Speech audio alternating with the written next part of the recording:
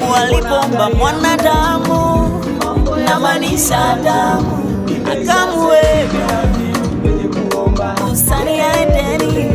Alipomtazama akamwona amekuwa mpweke, akamfanyia msaidizi wa kufanana na yeye. Siku za hapo nyuma alinitazama, akaniona nimekuwa mpweke, akanifanyia msaidizi wa kufanana na mimi.